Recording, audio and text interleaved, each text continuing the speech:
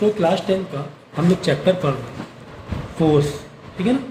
Chapter का नाम है फोर्स। जो पहला चैप्टर है आईसीसी बोर्ड। आईसीसी बोर्ड का पहला चैप्टर है फोर्स। एक्चुअली 3 पार्ट में पहला सेक्शन डिवाइड है। फोर्स है, वर्क, पावर, एनर्जी और फिर मशीन। ये तो फोर्स का मतलब तो खैर हम लोग जानते हैं, पुश और पुल जिस बॉडी में करेंगे उसको बोलते हैं फोर्स। उसकी वजह से उसके शेप या उसके साइज़, या अगर वो रेस्ट में है तो मोशन में हो जाएगा, मोशन में है तो रेस्ट में आ जाएगा। ये इम्पैक्ट होते हैं फोर्स लगाने से। चलो अच्छी बात है sir. Force is equal to mass. Force का फॉर्मूला है कि मास एक वजन है ना, into rate of change of velocity. यानी तुमने धक्का लगाया, उस मास को धक्का लगाने के लिए जितना ज़्यादा मास होगा उसको मूव करने के तुमको उतना ज़्यादा धक्का लगाना पड़ेगा। तो वो दोनों का प्रोडक्ट ही क्या है, फोर्स है, ठीक है। तो force is equal to mass into acceleration. Force is equal to mass into rate of change of axis velocity, मतलब एक्सीलरेशन। यानी फोर्स का फॉर्मूला m इंटू ए है या फिर m इंटू ग्रेविटी। ग्रेविटी भी तो क्या है, एक्सेलरेशन ही तो है। तो मास को हमने एसआई में किलोग्राम में ले लेंगे, एक्सेलरेशन को मीटर पर सेकेंड स्क्वायर में ले लेंगे। यानी फोर्स को kilogram metre per second square को, यार बहुत बड़ा दिख रहा है तो चलो शॉर्ट में नाम क्या दे देंगे, न्यूटन, है ना। तो kilogram metre per second square को ही हम न्यूटन बोलते हैं, ठीक है ना। So what happened when we apply force, produce motion और stop motion, can change shape और size of the object. Balloon है, बलून को तुमने देखा ऐसे साइज और उसका चेंज कर सकते, शेप चेंज कर सकते फोर्स लगा के। और या तो एक्सेलरेशन, मतलब कि गाड़ी एक 20 मीटर पर सेकेंड से चल रही है और तुमने फोर्स लगाया और एक्सेलरेट किया 30 मीटर पर सेकेंड में हो गई, तो एक्सेलरेट भी कर सकते हैं। तो motion is what, change in position of an object with respect to observer, है ना, with respect to observer. Example के तौर पे अगर तुम बस में बैठे हो अपने दोस्त के साथ में, तो तुम अपने दोस्त को जो देख रहे हो वो तुम्हारा मोशन में नहीं है, अगर फ्रेम बस का ही लोगे। हाँ, अगर तुम उसको बाहर से देख रहे हो, बस के बाहर से देख रहे हो, साइड में खड़े होकर रोड में, तब तुम्हें वो अपना दोस्त मोशन में दिखाई देगा। लेकिन बस चल रही है, तुम भी मूव कर रहे हो, तुम भी मोशन में हो, तुम्हारा दोस्त भी मोशन में, तो तुम एक दूसरे के लिए मोशन में नहीं कहोगे। तो रेफरेंस फ्रेम का लेना ज़रूरी है ना। भाई तुम अपने दोस्त से आराम से बस में या ट्रेन में चल रही हो तो आराम से बात कर पा रहे होते, नहीं कर पा रहे होते, कर पा रहे होते, वो मोशन में नहीं होता है वो, क्योंकि तुम भी मोशन में। तो रेफरेंस क्या लोगे, बाहर का, ठीक है। तुम बाहर कोई चीज़ देख रहे हो तब तुम्हें दिखेगा हाँ ये तो मोशन में हो रहा है ना। ये चीज़ आप समझ सकते हो। इसके बाद हम लोग फोर्स के बारे में, यानी कि मोशन के पॉइंट ऑफ व्यू से और चीज़ें समझेंगे। लीनियर मोशन मतलब पाथ को कवर जो करता है ना, पाथ को कवर, जैसे पाथ है, ये पाथ है लीनियर। तुम्हारा ये जो व्हील है ना यहाँ पर था, बाद में जैसे कॉइन तुमने फेंका, घूमते घूमते घूमते इधर आ गया, तो ये इसने क्या किया, लीनियर पाथ कवर किया, तो ये हो जाएगा तुम्हारा लीनियर मोशन। हाँ, सर्कुलर भी हो रहा है, लेकिन फिलहाल हम इस पाथ के रेफरेंस से क्या कहेंगे, लीनियर मोशन। और अपने आप में ये पहिया घूम भी रहा है, घूमते हुए जा रहा है, घूमते हुए जा रहा है, घूमते हुए जा रहा है। तो ये एक टर्निंग इफेक्ट प्रोड्यूस करेगा या एक रोटेशनल मोशन प्रोड्यूस करेगा। तो लीनियर मोशन तो हुआ, लीनियर मोशन तो हुआ, ठीक है, ये मान रहे हैं, लेकिन साथ ही में एक रोटेशनल मोशन भी हो रहा है। तो force applied to produce turning effect in the body is axis. तो ये रोटेशनल मोशन मतलब तुमने ऐसा फोर्स अप्लाई किया इसकी वजह से अपने एक्सिस से वो रोटेट होने लगा, तो हम बोलेंगे रोटेशनल मोशन। फिर बात आती है यार मूवमेंट ऑफ फोर्स का मतलब क्या होता है। नेक्स्ट टॉपिक क्या है तुम्हारा, मूवमेंट ऑफ फोर्स का मतलब क्या होता है, मतलब कि टॉर्क। तो मूवमेंट ऑफ फोर्स ये होता है, not force, it is what, movement of force. तो इसे तुम्हें दरवाज़ा खोलना होता है, तुम्हें क्या होता है, दरवाज़ा खोलना होता है। तुम क्या करते हो, यहाँ पे दरवाज़ा तुम्हारा फिक्स है, यहाँ पे फिक्स है, उसे बोलेंगे हम लोग एक्सेस। क्या बोलेंगे, यहाँ पे दरवाज़ा फिक्स है, तो ये लाल कलर दीवार है यहाँ फिक्स, इसको एक्सेस बोलेंगे। यहाँ से ही रोटेट होता है दरवाज़ा। हैंडल हमेशा देखो थोड़ा यहाँ पे दूर पे लगा रहता है, बिल्कुल ऐसे करके दूर पे लगा रहता है, तो तुम्हें ऐसे करके रोटेट करते हो ना, ऐसे ओपन कर। तो ये जो है ना, ये टर्निंग, जो टॉर्क है, में एक फोर्स लगाना पड़ रहा है, लेकिन एक मूवमेंट करने के लिए, क्या करने के लिए, उसका एक मूवमेंट, मतलब एक रोटेट करने के लिए दरवाजे को, एक टर्निंग इफेक्ट। तो तुम्हें कुछ फोर्स अप्लाई करना पड़ा उसका टर्निंग इफेक्ट देने के लिए, तो उसी को बोलते हैं turning effect in produce due to movement of force. Torque लगाने से जो तुम्हें टर्निंग इफेक्ट मिला, टर्निंग इफेक्ट मतलब समझ गया ना, टर्निंग इफेक्ट मतलब ऐसे ऐसे समझो, जैसे ये एक्सिस फिक्स है, अपने एक्सिस में एक फिक्स पाइवट में, एक फिक्स पाइवट में ऐसे हो रहा है, समझ गए, ठीक है। फैक्टर अफेक्टिंग टर्निंग इफेक्ट, तो मैग्नीट्यूड ऑफ फोर्स, यानी यहाँ पे दो चीज़ आई, जो मूवमेंट ऑफ फोर्स तुम्हें मिला, तुम्हें क्या मिला, एक दरवाज़ा ओपन हुआ, तो दरवाज़ा ओपन होना मतलब तुम्हें एक मूवमेंट ऑफ फोर्स मिला। तो ये किसकी किसकी वजह से मिला, एक तो तुमने फोर्स लगाया, एक तो तुमने उस पर फोर्स तुमने खींचा ना दरवाज़ा, तुमने फोर्स लगाया। दूसरा जो फोर्स तुमने लगाया है ना, एक पर्टिकुलर डिस्टेंस पे लगाया है। हाँ, अगर जैसे दरवाज़ा तुम्हारा यहाँ से फिक्स है और तुम्हारा जो हैंडल होता है हमेशा दरवाजे से, देखो हैंडल यहाँ पे नहीं हो, हैंडल कहाँ पर होता है, थोड़ा दूर होता है, यानी दूर होता है, और तुम यहाँ पे हैंडल ऐसे खोल दो, दरवाजा ऐसे खोल, है ना, ऐसे खींच के खोल, हैंडल यहाँ से पकड़ के खींच रहे, ऐसे खोल दो, है ना, ऐसे। सर हैंडल यहाँ पे क्यों नहीं होता है? सोचो ज़रा, इमेजिन करो, अगर मैं हैंडल जहाँ पे एक्सिस है वहाँ पे हैंडल बना दूँ तो दरवाज़ा खुलेगा क्या? बहुत तुम्हें ताकत लगानी पड़ जाएगी दरवाज़ा खोलने के लिए, बहुत ताकत लगानी पड़ जाएगी। अक्सर आप हैमर देखते हो या फिर वो स्पैनर रिंच देखते हो। देखो रिंच की एक लंबाई होती है अपनी पर्टिकुलर, है ना, नट बोल्ट खोलने की रिंच होती है, एक लंबाई होती है, लेंथ होती है, फिर तुम ऐसे ऐसे करके खोलते हो। तो होता क्या है कि जो तुम्हारा फिक्स पाइवट है वहाँ से और जहाँ पे तुम फोर्स अप्लाई कर रहे हो उसके बीच में अगर तुम कुछ डिस्टेंस दे दो तो मोमेंट ऑफ फोर्स तुम्हारा बहुत अच्छा मिल जाएगा, मोमेंट ऑफ फोर्स तुम्हारा बहुत अच्छा मिल जाएगा। एग्जाम्पल के तौर पे अगर मैं बोलूँ मोमेंट ऑफ फोर्स मतलब टॉर्क, ये टॉर्क का सिंबल है, टॉर्क इज इक्वल टू, ये टॉर्क का सिंबल है भाई, टॉर्क है ये, torque moment of force is equal to force into perpendicular distance. हाँ, मतलब जैसे यहाँ पे दरवाज़ा फिक्स है ऐसे, तो थोड़ा सा ऐसे डिस्टेंस रखो, ऐसे परपेंडिकुलर ऐसे रखो और ये ऐसे करो, ठीक। अब देखो ना, तो मूवमेंट ऑफ फोर्स अच्छा मिलना मतलब तुमने कम ताकत में ज़्यादा काम कर लिया।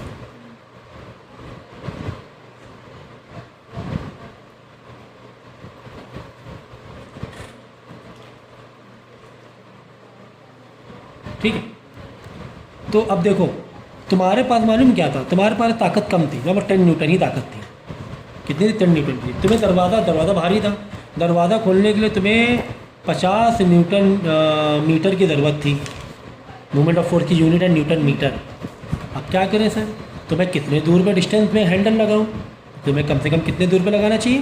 5 मीटर पे लगाना पड़ेगा, है ना। 5 मीटर बहुत हैवी वाला दरवाज़ा, बड़ा दरवाज़ा, ठीक है।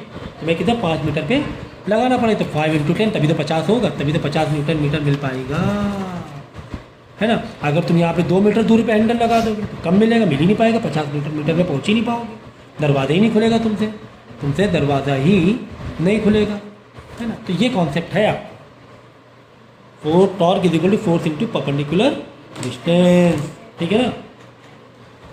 तो what is distance? Perpendicular distance,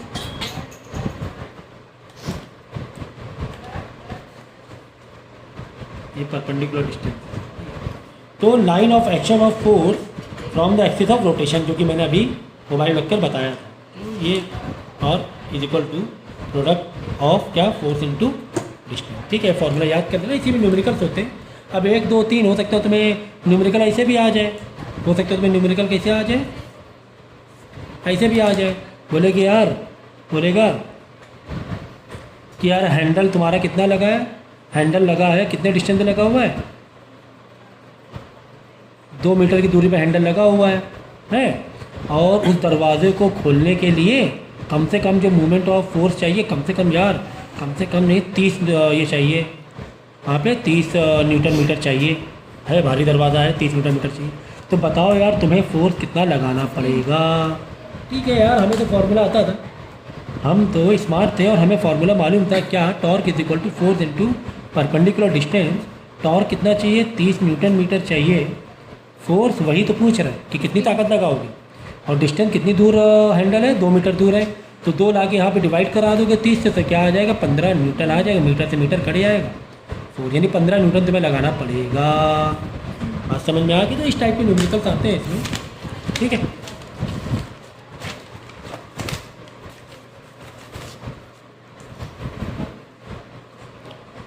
अब ये clockwise and anti clockwise movement. Clockwise movement मतलब ये हो गया तुम्हारा clockwise movement of movement of couple, ये है एंटी क्लॉकवाइज मूवमेंट, है ना। क्लॉकवाइज तुमने फोर्स इधर लगाया इस डायरेक्शन में, क्लॉकवाइज तुम्हारा घुमा रोटेशन, ठीक है। इस तरह लगाया एंटी क्लॉकवाइज, तो तुम्हें क्या, एंटी क्लॉकवाइज रोटेशन नीचे की तरफ एंटी क्लॉकवाइज रोटेशन हो जाएगा ना, ऐसे होने एंटी क्लॉकवाइज। हमारी घड़ी कैसे घूमती है, ऐसे घूमती है ना, टाइम ऐसे बताती है ना इधर। तो जो एंटी क्लॉकवाइज रोटेशन होता है उसे हम लोग पॉजिटिव मानते हैं, मतलब मूवमेंट ऑफ फोर्स क्या मानते हैं, पॉजिटिव। एंटी क्लॉकवाइज के लिए पॉजिटिव, क्लॉकवाइज के लिए निगेटिव, मूवमेंट ऑफ क्लॉकवाइज के लिए निगेटिव। एग्जाम्पल के तौर पर तुम जाके गार्डन में झूला झूलते हो, सीसॉ झूलते हो, झूला ऐसे ऐसे ऐसे ऐसे ऐसे झूला झूलते हो, ठीक है। तो क्या हो रहा है मालूम है, अगर झूला तुम्हारा ऐसे, यानी तुमने वजन यहाँ ज़्यादा दे दिया, तुम्हारा जो सीसॉ है वो ऐसे घूमने लगेगा ऐसे, तो हम क्या बोलेंगे कि कौन सा हो रहा है, एंटी क्लॉकवाइज, मतलब पॉजिटिव हो रहा है। कौन सा हो रहा है, पॉजिटिव तुम्हें मूवमेंट ऑफ कपल मिल रहा है, ठीक है ना। और अगर ऐसे घूमने लगा तो हम बोलेंगे नेगेटिव मूवमेंट ऑफ फोर्स मिल रहा है। क्या मिल रहा है, negative movement of force. So this couple arm is equal pair of equal and opposite force not acting along the same line required to produce rotation in a body। अगर ये दोनों side force बराबर है, अगर दोनों side force बराबर है तो ये नहीं घूमेगा, ना क्लॉकवाइज ना ही एंटी क्लॉकवाइज। तब तुम्हें क्या करना पड़ेगा, एक फोर्स किसी एंड में लगाना पड़ेगा टू रोटेट। अब तुम कहाँ पे लगाओगे, अगर तुम्हें एंटी क्लॉकवाइज चाहिए तो तुम्हें फोर्स इधर ऐसे नीचे लगाना पड़ेगा, है ना, ऐसे नीचे। अगर तुम्हें क्लॉकवाइज चाहिए तो तुम्हें ऐसे लगाना पड़ेगा। तो एंटी क्लॉकवाइज मतलब पॉजिटिव नीचे, ये निगेटिव। तो इसको बोलते हैं हम लोग फलक्रम। क्या बोलते हैं, फलक्रम या पाइवट, ठीक है ना। अब तो यानी टोटल मूवमेंट ऑफ फोर्स कितना मिला, टोटल मूवमेंट ऑफ फोर्स, यहाँ फोर्स लगा है, यहाँ एक डिस्टेंस है, यहाँ तुमने फोर्स लगा, यहाँ पर एक क्या डिस्टेंस है ना। फोर्स कितना लगाया प्लस कितने डिस्टेंस पर पाइवट पॉइंट है इंजेस, जो ये तुम्हारा पाइवट एक्सिस है, कितने पॉइंट मीटर पे, कितने डिस्टेंस पे। तो force into this distance plus total तुम्हें क्या निकालना, मूवमेंट ऑफ फोर्स निकालना, कि पूरे इस रोटेशन में टोटल मूवमेंट ऑफ फोर्स बताओ। तो तुमने क्या किया, इधर फोर्स इनटू ये वाला डिस्टेंस लिया, प्लस इधर का फोर्स इनटू ये वाला डिस्टेंस लिया, परपेंडिकुलर डिस्टेंस। तो दोनों को प्लस कर दोगे तो क्या आ जाएगा, overall total movement of force आ जाएगा। क्या आ जाएगा, overall total movement of force. तो न्यूमेरिकल हम लोग करेंगे अलग से, न्यूमेरिकल हम लोग अलग से करेंगे। अब देखो इक्विलिब्रियम कब हो रहा है, when several forces acting on a body produce no change in state of rest और मोशन। मतलब ये तुम्हारा फोर्स, तुमने यहाँ पे 10 न्यूटन, पहले ये स्टेबल में था, तो यहाँ भी तुम 10 न्यूटन खींच रहे हो और इधर से भी 10 न्यूटन खींच रहे हो, देखो ऐसे, इधर ऐसे,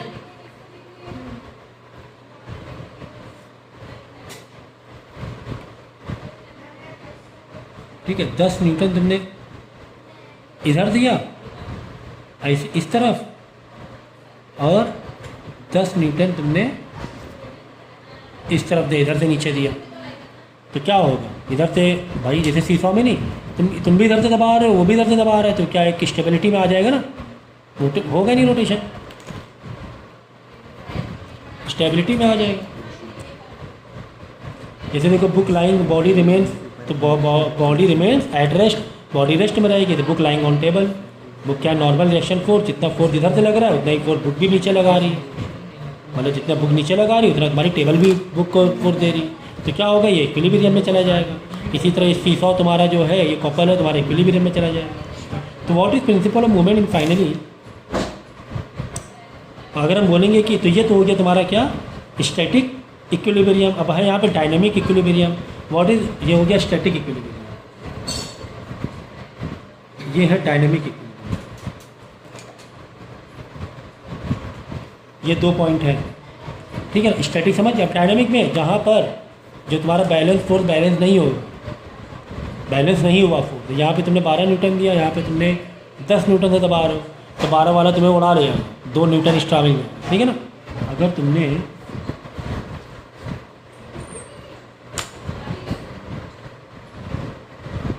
इस तरफ दिया 10 न्यूटन नीचे की, और इधर से नीचे की तरफ तुमने दिया 15 न्यूटन, क्या होगा बताओ, कौन खा जाएगा, ये वाला खा जाएगा, ए साइड बी साइड, बी वाला खा जाएगा, बी वाला ऐसे घूमने लगेगा।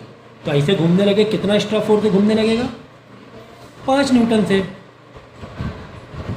है ना, 5 न्यूटन तुम्हारा एक्स्ट्रा मिल गया। यानी कि अगर यहाँ पे ये निकालेंगे मूवमेंट ऑफ कॉपर, तो हम 5 न्यूटन मिल गए, 5 न्यूटन तुम्हारा क्लॉकवाइज मिल, नेगेटिव 5 न्यूटन मिल, कौन सा, निगेटिव, तो principle of movement state that body in equilibrium, तो यहाँ पर हो गया तुम्हारा डायनामिक, ये हो गया डायनामिक वाला।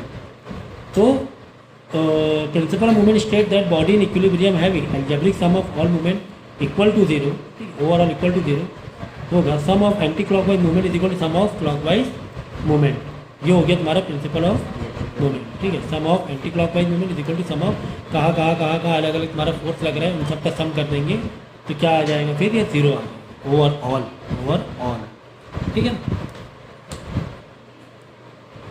तो यहाँ पर 5 न्यूटन आने का मतलब ये हुआ कि 5 न्यूटन की वजह से तो घूमने लगा, घूम रहा है ना, वेलोसिटी आ गई उसने एक्स्ट्रा फोर्स में।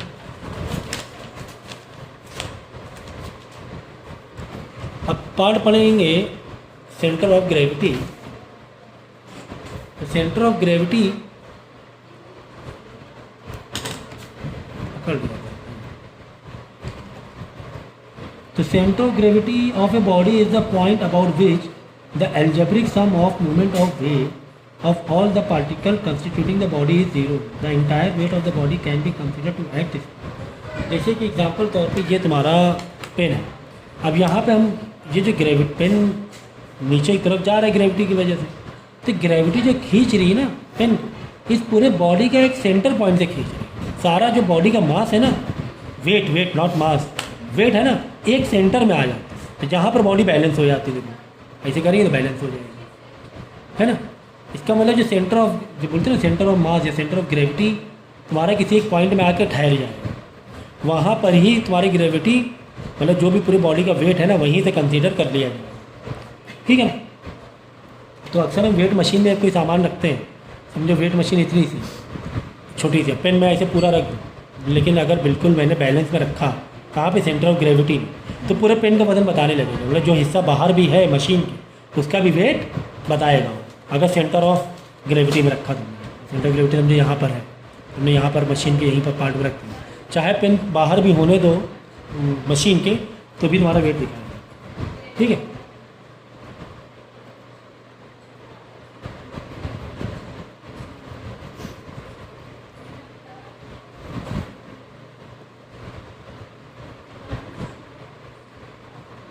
ठीक है, तो पेन बताइए रॉड का, तुमने एक एग्जांपल ले लिया रॉड का, ये मिड पॉइंट ऑफ रॉड। अब देखो वहाँ पर सर्कुलर डिस्क है, तो मिड पॉइंट रॉड का यानी कि सेंटर ऑफ ग्रेविटी कहाँ मिलेगी, ज्योमेट्रिक सेंटर में मिलेगी। तो सर्कुलर डिस्क है, सर्कुलर ऐसे, तो इसका सर्कुलर है तो कहाँ पर होगा, यहाँ पर कहीं होगा। सॉलिड स्फीयर है, सोचो कहाँ पर होगा, अंदर कहीं पर होगा, सॉलिड स्फीयर है तो, है ना, अंदर कहीं बीचों बीच में। हॉलो स्फीयर है तो जैसे ये हॉलो स्फीयर मैं ऐसे करके बना रहा हूँ, ऐसे हॉलो स्फीयर मतलब ऐसा नहीं होता है, जैसे बॉल होती है ना बॉल, तो उसका कहाँ पर होगा, उसका भी ज्योमेट्रिक सेंटर में भी मिलेगा। सॉलिड सिलेंडर का इसके बीच में कहीं ना कहीं मिलेगा तुम्हें सेंटर ऑफ ग्रेविटी। इसी तरह हॉलो सिलेंडर में कहीं बीच में मिलेगा। तो सर्कुलर रिंग है, इसका कहाँ, यहाँ पे कहीं मिलेगा, ठीक है ना। हाँ, circular centre of the ring या some time outside the ring भी हो सकता है, ठीक है, एक केस अलग है। फिर इसी तरह अलग अलग बॉडी में अलग अलग सेंटर ऑफ ग्रेविटी तुम्हें ज्योमेट्रिक के पॉइंट ऑफ व्यू से मिल सकती है, ठीक है। ठीक है, अगर वजन करना है तो कहाँ पे, अजय ये है सिलेंडर, इसको वजन करना है, मशीन तुम्हारी इतनी छोटी सी, तो ये वाला पार्ट मशीन में रख दो तो बस पूरे सिलेंडर का वजन आ जाएगा। भाई बस ये था कॉन्सेप्ट। तो नेक्स्ट आपका यहाँ पर तुम्हें दिया हुआ है कि सेंट्रीपिटल एंड सेंट्रीफ्यूगल फोर्स का। देखो सेंट्रीपिटल फोर्स ये रोटेशनल मोशन पर कॉन्सेप्ट आता है। एग्जाम्पल के तौर पे तुमने एक धागा लिया, धागे में आप पत्थर बांधा, एक डोरी लिया, डोरी में पत्थर बांधा और तुम ऐसे नचा रहे हो, डोरी खेल कर रहे हो, तुम क्या कर रहे हो, खेल कर रहे हो, ठीक है। तो होगा क्या, तुम्हारा जो तुमने हाथ से ऐसे करके नचा रहे हो, तुम्हारी देखो उंगली में, फिंगर्स में जो तुमने डोरी पकड़ी हुई है, तुम्हें कहीं ना कहीं खिंचाव महसूस, कहीं ना कहीं से खिंचाव महसूस होगा। वो जो खिंचाव होगा, वो खिंचाव किसकी वजह से है, वो जो तुम नचा रहे हो ना, तो बाहर भी है ना एक फोर्स खींच रहा है तुम्हारी रस्सी, तुम ऐसे नचा रहे हो, तुम्हारी उंगली देखो टाइट पर, जैसे तुम छोड़ोगे क्या होगा, फ़ौरन बाहर की तरफ चली जाएगी। तुम ऐसे नचा रहे हो, जैसे तुमने बहुत तेज नचा, तुमने रस्सी जैसे छोड़ी जिस पॉइंट पे से इस पॉइंट में छोड़ी, ऐसे रस्सी दूर या ऐसे पत्थर दूर भाग जाएगा। जहाँ पे छोड़ा मतलब जिस सेकंड में छोड़ा तो उस टाइम पत्थर की लोकेशन यहाँ पर थी, ये पत्थर नचा रहे थे, ऐसे करके बाहर चला गया। क्यों क्यों सर? बाहर किसने खींचा? सर बाहर किसने खींचा? तो बाहर एक फोर्स अप्लाई हो रहा होता है, उसे बोलते हैं सेंट्रीफ्यूगल फोर्स, इसे बोलते हैं सूडो फोर्स या फेक फोर्स। तुम्हें रियल में दिख नहीं रहा है लेकिन फोर्स लग रहा है। और साथ ही साथ एक जो चारों तरफ एक्सिस में घूम रहा है, ये बंधा हुआ है ना, क्यों बंधा हुआ है या ऐसे सर्कुलर में क्यों है? इसका मतलब कोई एक फोर्स है जो कि सेंट्रीपिटल फोर्स है, सेंट्रीपिटल फोर्स की तरफ वो बॉडी फोर्स एक्ट कर रही है, ठीक है ना, एक्टिंग टुवार्ड द सेंटर। लेकिन साथ ही साथ सेंट्रीफ्यूगल फोर्स भी लग रहा है बाहर की तरफ, जो बाहर जैसे कार में तुम बैठे हो, कार तेज स्पीड में जा रही है, कार ने क्या किया, तेजी से टर्न मारा, तेजी से टर्न मारा, क्या होता है हमारी बॉडी क्या होती है, बाहर की तरफ जाने। या अक्सर तुम देखते हो कि बड़े बड़े हाईवे में जब टर्निंग होती है तो जो रोड होता है ना, रोड कभी ध्यान देना अगली बार से, रोड ऐसे नहीं होता, जैसे टर्निंग आती है रोड थोड़ी ऐसे हो जाती है। कभी वो ट्रैक देखो, बाइक रेसिंग के ट्रैक देखो, अच्छे स्लांटिंग में होते हैं, अच्छे स्लांटिंग में होते हैं। मौत का कुआं कैसे बाइक चलाते हैं लोग, तो यही सब कॉन्सेप्ट है। आगे लेवल में काफ़ी डीप में तुम्हें कॉन्सेप्ट मिलेगा कि मौत का कुएं बाइक कैसे क्यों नहीं गिर रही। तो जितनी तेज़ बाइक चला अगर उसे ऊपर आना होता है मौत के कुएं में, बोलते हैं डेथ वेल, उतनी ही स्पीड में उसे बाइक चलानी पड़ती, क्योंकि जितना तेज़ मोशन करेगा सेंट्रीफ्यूगल फोर्स उतना काम करेगा, उसे है ना चिपका के रखे उस कुएं से, ठीक है। तो इस तरीके से ये कॉन्सेप्ट है हमारा, ठीक है। तो यूनिफॉर्म सर्कुलर मोशन मतलब स्पीड आपकी क्या है, कांस्टेंट है। जैसे कोई मशीन चल रही है, फैन एक बार चलाने के बाद एक 10 सेकंड बाद यूनिफॉर्म सर्कुलर मोशन आया चल रहा है, ठीक है। एक्सीलरेशन इसमें हमेशा रहता है। आप बोलो सर यूनिफॉर्म वेलोसिटी में तो एक्सीलरेशन 0 हो जाता है, यूनिफॉर्म वेलोसिटी में तो एक्सीलरेशन, लेकिन यूनिफॉर्म सर्कुलर मोशन में एक्सीलरेशन रहता है। क्यों? अगर तुम वेलोसिटी की बात करोगे, एक्सीलरेशन वाली वेक्टर क्वांटिटी, तो हमेशा डायरेक्शन चेंज करना होता है। कभी भी सर्कुलर मोशन में कोई भी स्टोन ऐसे घुमा रहा, हमेशा डायरेक्शन चेंज है। एक बार यहाँ पर है, अगले सेकंड यहाँ पर, तो उसका उसी का परपेंडिकुलर, जैसे ये है ये मतलब डायरेक्शन इधर, ये वाला तुम्हारा पत्थर नचाते हुए इधर पहुँचा तो डायरेक्शन ये हो, है ना, डायरेक्शन चेंज है कि नहीं है? तो डायरेक्शन को उसी के परपेंडिकुलर माना जाता है, ठीक है ना। तो इस तरह डायरेक्शन चेंज हो रहा है, मतलब वेलोसिटी एक्सीलरेशन क्या वेक्टर क्वांटिटी है, डायरेक्शन चेंज होना मतलब वेलोसिटी चेंज होना, जबकि चेंज नहीं हो रही लेकिन डायरेक्शन की वजह से वो चेंज है। एक्चुअली स्पीड समझो वही है 50 मीटर पर सेकेंड, लेकिन वेलोसिटी, अगर वेलोसिटी की बात करेंगे तो वो चेंज होती हुई दिखाई देगी। क्यों? वेलोसिटी का मतलब क्या, मैग्नीट्यूड प्लस डायरेक्शन। वेलोसिटी का मतलब क्या होता है, वेक्टर क्वांटिटी। क्या है?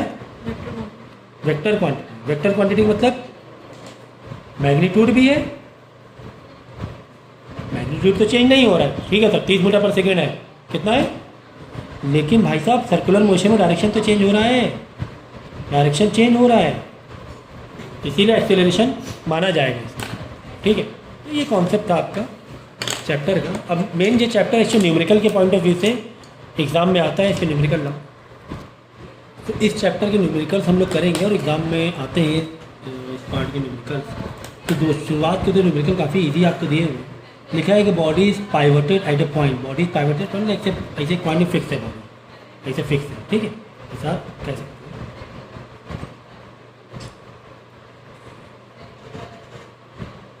Okay, applied at a distance of 30 centimetre. Distance कितना है? 30 सेंटीमीटर। तो डिस्टेंस को हम लोग क्या करेंगे, चाहे तो एक इंफॉर्मेशन यहाँ पे लिखते हैं, मैं तो करके दिखा दूँ। चलो, फोर्स हमें कितना अप्लाई कर रहे हैं, 10 न्यूटन अप्लाई कर रहे हैं, ठीक है ना। और कितना डिस्टेंस पर, डिस्टेंस जो दिया हुआ है 30 सेंटीमीटर। 30 सेंटीमीटर सर हमें नहीं अच्छा लग रहा है, हम तो इसको किस में कन्वर्ट कर देंगे, मीटर में कन्वर्ट कर देंगे, और ये हो जाएगा 0.3 मीटर, क्योंकि एसआई यूनिट हमें चाहिए, क्योंकि एसआई यूनिट हमें चाहिए, ठीक है। तो हमें निकालना मूवमेंट ऑफ फोर्स, मतलब टॉर्क निकालना है एक तरीके से। तो टॉर्क का फॉर्मूला क्या, F इंटू टी। वो यार ये क्या इससे सॉल्व करें हम, है ना, ये आपको खुद ही मालूम होना चाहिए, 3 न्यूटन मीटर आंसर आ जाएगा, है ना। तो काफ़ी इजी था। नेक्स्ट देखेंगे, द मूवमेंट ऑफ फोर्स, अब की बार देखो क्या दिया हो, the moment of force is 5 newton, नहीं the moment of a force of 5 newton, force ही दिया हुआ है एक्चुअली, न्यूटन है ना, न्यूटन मतलब हम लोग 5 न्यूटन फोर्स लगाने पर हमें जो मोमेंट ऑफ फोर्स मिल रहा है वो मिल रहा है 2 न्यूटन मीटर। तो मेरा डिस्टेंस बताना है कि कितनी दूर से हम लगा रहे हैं, हम वो फोर्स कितनी दूर से लगा रहे हैं, हम वो फोर्स कितनी दूर से लगा रहे हैं। देखो the moment of force of a 5 newton about a point P is 2 newton metre, ठीक है, मतलब moment of force is 2 newton metre. कितना फोर्स लगाने में मिल रहा है 2 न्यूटन मीटर, 5 न्यूटन लगाने में मिल रहा है, तो कितने डिस्टेंस पे लगा रहे हैं हम लोग, ये बताना है भाई। हमारा तो कॉन्सेप्ट क्लियर है। क्या कॉन्सेप्ट क्लियर है, हमें फॉर्मूला अच्छे से पता है कि टॉर्क इज इक्वल टू होता है क्या है, फोर्स, मोमेंट ऑफ फोर्स का मतलब moment of force into displacement. Torque के नीचे मैंने टॉर्क लिखा, फोर्स के नीचे मैंने फोर्स लिखा, और डिस्टेंस वही तो ढूंढ रहे हैं, वही तो ढूंढ रहे हैं। तो 2/5, 5 नीचे आके डिवाइड में आ जाएगा और आंसर मीटर में आ जाएगा, आंसर मीटर में आ जाएगा। आगे देखेंगे, आगे लिखा हुआ है इस टाइप के क्वेश्चन आते हैं, ये मैकेनिक कैन ओपन वाला इस टाइप क्वेश्चन आते हैं एग्जाम में। क्या लिखा हुआ है, ए मैकेनिक, तो क्वेश्चन अच्छे से पढ़ेंगे। A mechanic can open a nut by applying force of 150 newton, मतलब कोई एक नट है उसे खोलने में कितना फोर्स लग रहा है, 150 newton. While using a lever handle of length, मतलब जो हैंडल है या स्पैनर है 40 सेंटीमीटर का, ये जो डिस्टेंस है परपेंडिकुलर डिस्टेंस है वो 40 सेंटीमीटर है। सर हमें 40 सेंटीमीटर ये नहीं अच्छा लग रहा है, हम क्या करेंगे एसआई यूनिट में बदल लेंगे और ये आ जाएगा आपका 0.4 मीटर में, एसआई यूनिट आ गया। How long handle is required if he wants to, हाँ क्या रहा है कि हाउ लॉन्ग ए हैंडल, वो क्या कह रहा है मालूम है, वो ये कह रहा है कि अलग से दिया हुआ है कि जैसे यहाँ पर हम फोर्स कितना लगा रहे हैं, 150 न्यूटन लगा, हम 150 न्यूटन लगा पा रहे हैं, हमने वही स्पैनर वही रेंज एक बच्चों को दे दिया। किसको दे दिया, बच्चों को दिया, बोला नट खोलो, बच्चा तो बच्चा, क्या उसके पास इतनी ताकत है, सर मेरे पास तो इतनी ताकत नहीं है, मैं तो 150 न्यूटन नहीं लगा सकता हूँ, मैं तो फोर्स कितना लगा सकता हूँ, सिर्फ 50 न्यूटन। अब क्या करें, अब तुम्हें यहाँ दिमाग लगाना पड़ेगा यार, बच्चों का हैंडल हमने इतना बड़ा दिया था स्पैनर, तो हमने क्या सोचा बच्चे के पास तो सिर्फ 50 न्यूटन ही ताकत है, और वो जो नट खोलने के लिए कितनी न्यूटन मीटर की ज़रूरत है वो चेक कर लेते हैं, कितनी टॉर्क की ज़रूरत है, 4 इंटू डिस्टेंस, फोर्स कितना 150 न्यूटन, और यही तो बोल रहे हैं ना कि अगर हम 150 न्यूटन लगाएं 40 सेंटीमीटर लेंदी स्पैनर से तो वो नट खुला जा रहा है, तो देखिए कितना टॉर्क लग रहा है उस नट को खोलने में, तो 0.4, तो मल्टीप्लाई करो 15 4 द 60, तो 60 न्यूटन मीटर लग रहा है, मतलब उस नट को खोलने के लिए हमें कितनी तो मोमेंट ऑफ फोर्स की ज़रूरत है,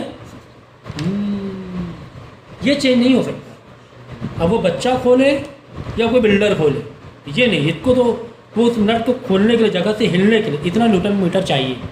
बच्चे के पास तो 85 न्यूटन है, क्या करेंगे हम, अगर हम लोग है ना, या हमें पता है यार उस नट को खोलने के लिए 60 न्यूटन मीटर की ज़रूरत है, यानी कि अगर हम स्पैनर थोड़ा लंबा दे दें, जैसे हमें पता है कि डिस्टेंस अगर हम बढ़ा देते हैं ना तो मूवमेंट ऑफ फोर्स हमें अच्छा मिल जाता है, तो यार कितना डिस्टेंस वाला स्पैनर दे दें, कितना डिस्टेंस वाला स्पैनर दे दें से उस बच्चे को, उसके पास तो 50 न्यूटन ही है, वो 50 न्यूटन ताकत लगा पाए, खुल ही नहीं रहा है, छोटा सा स्पैनर था, बड़ा आदमी खोले ले रहा था, उसके बाद ताकत ज़्यादा थी, उसके बाद ताकत 150 न्यूटन थी, उसके बाद ताकत 150 न्यूटन थी, अब वो छोटा सा है, ठीक है, वो तो सिर्फ 50 न्यूटन लगा सकता है। वो क्या बोल रहा है बच्चा इंटेलिजेंट, बच्चा क्या है, हाँ बच्चा क्या अगर ठीक है मेरे पास तो ताकत कम है, अगर मुझे स्पैनर बड़ा मिल जाए, स्पैनर क्या बड़ा मिल जाए तो डिस्टेंस बढ़ने से मूवमेंट ऑफ फोर्स हम अचीव कर लेंगे कुछ पर्टिकुलर, क्यों, क्योंकि मूवमेंट ऑफ फोर्स का डिस्टेंस से कौन सा रिलेशन है, डायरेक्ट है, अगर डिस्टेंस बड़ा हो जाए तो मूवमेंट ऑफ फोर्स भी हम अचीव कर लेंगे, ये बात थी। अगर हम 0.4 मीटर वाला लें तो अगर वही वाला स्पैनर की लंबाई कितनी 0.4 मीटर, तो 0.4 मीटर वाला लें, अब 50 न्यूटन ताकत है बच्चे के पास, तो 0.4 इंटू 50 आ जाएगा 20 न्यूटन मीटर, तो 20 न्यूटन मीटर तो नहीं, हमें चाहिए 60 न्यूटन मीटर, हमें डिस्टेंस नहीं निकालना है, कुल मिला के डिस्टेंस निकालना है, कुल मिला के डिस्टेंस बहुत लंबी चौड़ी कहानी होगी तुम्हें फीलिंग देने के लिए, फील कराने के लिए। तो एफ इंटू परपेंडिकुलर डिस्टेंस ये है 60 न्यूटन मीटर। एग्जाम में यूनिट लिखा करो, इसे लिखा करो।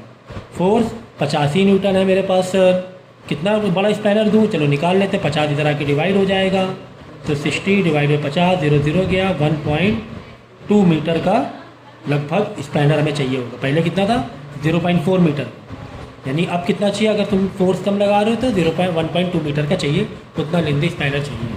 हाँ, जितना लेंदी स्पैनर रहेगा ताकत तुम्हें कम लगानी पड़ेगी, नहीं ना, ऐसा है। ये तो फील कर सकते। छोटा तो लो स्पैनर, छोटी 3 इंच लो, खुलेगा नहीं। हम लोग क्या बोलते हैं, पकड़ नहीं मिल रही, हम लोग ऐसे बोलते हैं, क्या नहीं मिल रही, गलत बात। पकड़ की नहीं है, पकड़ की नहीं है बात है कि वो लेंथ कम है, डिस्टेंस कम है। अब क्यों बोले ऐसे, इसको समझाना, ये बात नहीं है, डिस्टेंस कम है, उतना मोमेंट ऑफ फोर्स नहीं मिल पा रहा, डायरेक्ट रिलेशन। चलो तो मालूम पड़ गया 1.2 मीटर यहाँ पे आंसर आया होगा, ठीक है। पीछे पेपर बहुत खराब है, पीछे दाग आ रहा है। चलो नेक्स्ट क्वेश्चन देखते हैं हम लोग। यहाँ पे क्या लिखा हुआ है, हो गया, पढ़ाना है तुम्हें कुछ, बोलो इधर है। An iron door of a building is 3 metre broad. जो डोर है, डोर ऐसे, ये जो चौड़ाई है इसकी कितनी, 3 मीटर है। चलो डिस्टेंस यानी परपेंडिकुलर डिस्टेंस 3 मीटर दिया हुआ।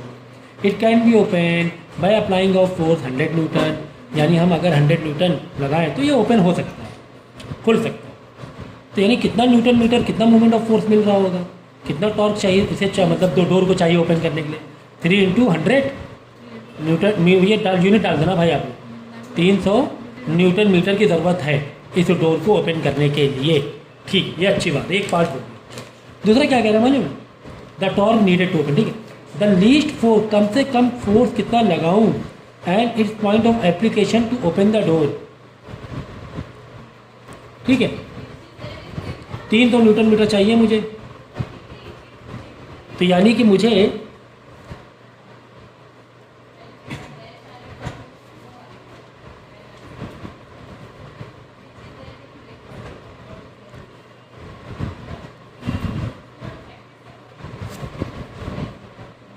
भी ओपन बाय अप्लाइंग फोर्स। यहाँ पे थोड़ा सा एक लिखा था normally middle of the door, यहाँ पे क्या लिखा हुआ है, तो ठीक है। मतलब वो एक थोड़ा सा इसमें क्वेश्चन में चेंजेस है। चेंजेस ये है कि इसे ये डोर है, कह रहा है यहाँ से ओपन करने में, अगर मैं यहाँ से ओपन करूँ बीच में से, तो बीच के लिए अगर पूरी लंबाई कितनी 3 मीटर है, तो बीच के लिए अगर यहाँ डिस्टेंस लेंगे कितना हो जाएगा, डिस्टेंस 1.5 मीटर। कह रहा है बीच में हैंडल लगा रहे हैं।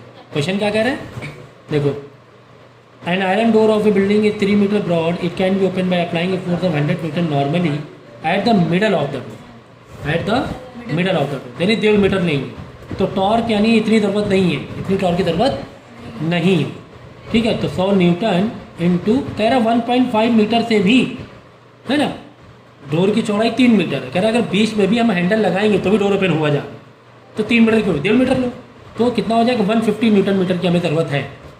डोर ओपन करने की कितनी ज़रूरत है, 150 न्यूटन मीटर की ज़रूरत है, ठीक। 150 न्यूटन मीटर हम ज़रूरत है, ठीक है। तो 150 न्यूटन मीटर आएगा। अब क्वेश्चन ने आखिरी में पूछा बी वाले पार्ट में, कम से कम फोर्स कितना लगाएं कि application to open the door, at least होता है force required will be least if it is applied at the fastest. तो कम से कम, अब यानी कि 100 न्यूटन, ठीक है, 150 न्यूटन मीटर की ज़रूरत है डोर ओपन करने में, तो मुझे लेकिन ताकत कितनी लगानी पड़ रही है, 100 न्यूटन की। तो यार इसमें ऐसा कुछ बदलाव हो सकता है कि बार बार मुझे 100 न्यूटन लगाना पड़ रहा है, मुझे बार बार कितना लगाना पड़ रहा है। तो मैं क्या चाहता हूँ कि डोर में इतनी गुंजाइश है क्या, डोर में इतनी गुंजाइश है कि मुझे ताकत कम लगानी पड़े। कॉन्सेप्ट है भाई, कॉन्सेप्ट है। क्या पूछ रहा है कि डोर में क्या ऐसी कोई गुंजाइश हो सकती मुझे 100 न्यूटन ना लगाना पड़े। भाई तुम्हें टॉर्क कितना चाहिए, 150 न्यूटन मीटर चाहिए, ठीक है। अब तुम्हारे पास डोर में देखो लंबाई कितनी है, डोर की मतलब डोर की चौड़ाई कितनी है, 3 मीटर। यानी तुम हैंडल जो तुम बीच में लगा रहे हो, तुम हैंडल कम से कम 3 मीटर दूरी में लगा सकते हो, है ना, गुंजाइश है तुम्हारे पास। क्यों तुम उधर बीच में घुसे हुए हो, क्यों तुम बीच में घुसे हुए हो? तुम और हैंडल इधर कर लो। यानी कि अब की बार जो डिस्टेंस ले लेंगे पूरा का पूरा 3 मीटर ले लेंगे। अब देखते हैं मुझे कितनी ताकत लगाने की जरूरत पड़ रही है। भाई डोर ओपन करने के लिए कह रहे हैं 150 न्यूटन मीटर चाहिए फिक्स, तो तुमने हैंडल डिस्टेंस बढ़ा दिया 3 मीटर, पहले बीच में लगा रहे 1.5 मीटर, 3 मीटर। चलो देखते हैं तो कम से कम कितना फोर्स लगाना पड़ेगा। तो torque is equal to force into distance या डिस्प्लेसमेंट।